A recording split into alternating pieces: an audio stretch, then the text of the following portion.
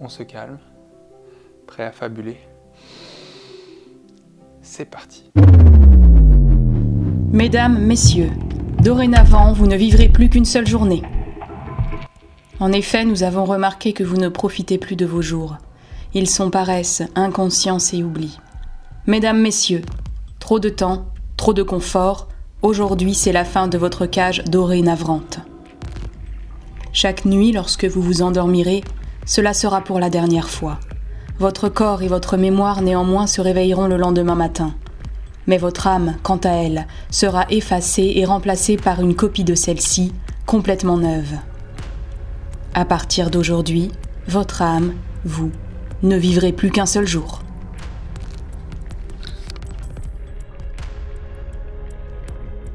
Le monde a bien changé depuis cette annonce coup de tonnerre. Dans un premier temps, je ne vous le cache pas, ce fut le chaos. Avec la prévalence de la philosophie « je n'ai qu'une seule vie, je n'ai qu'un seul jour », autant en profiter sans limite. Ce fut une sombre ère d'atrocités et de débauche, un raz-de-marée qui fit le tour du globe. En peu de temps, notre civilisation se vit défigurée. On aurait dit que l'élastique de la morale et de la bien-pensance venait de rompre, trop longtemps tendu. Et puis, les gens ne voulaient plus dormir. Ils veillaient le plus possible. Certains en ont même tué leur corps. Après ce cataclysme, il a bien fallu réagir.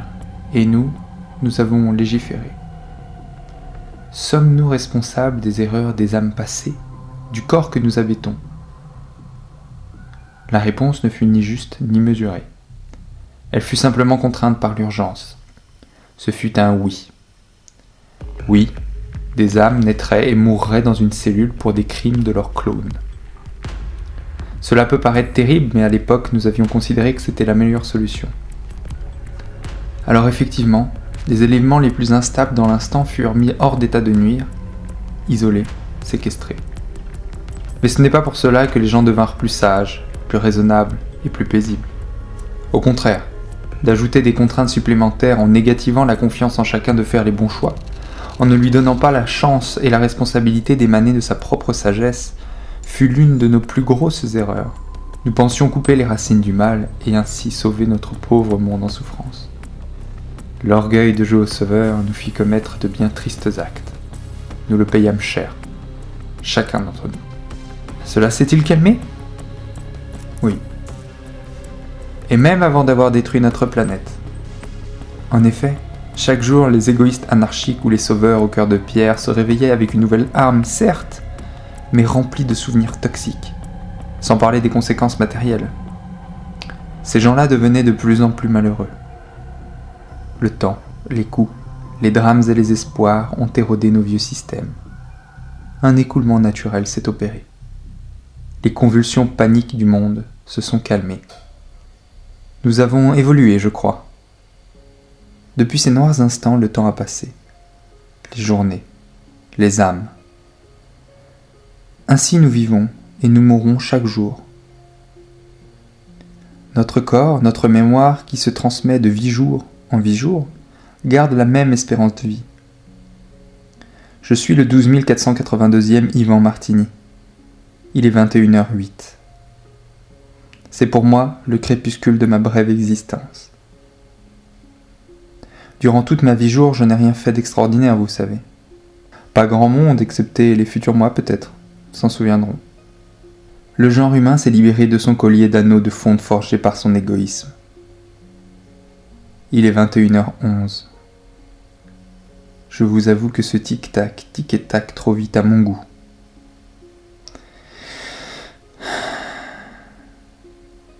Ce soir, je vais me coucher tôt. Je veux que mon corps soit en forme demain. Aujourd'hui, je vous écris ces quelques lignes pour témoigner. J'utilise cette ultime part de vie qui m'est allouée. Je le fais dans un unique but, le seul qui vaille, nous l'avons compris. Cette même trame qui m'a fait, tout au long du jour, dérouler des actes, des paroles, qui a guidé mes pas et mes mains. Des actes insignifiants peut-être, mais ils suivent tous le même but. Rendre chaque jour le monde meilleur en s'offrant à lui. J'étais Yvan Martini.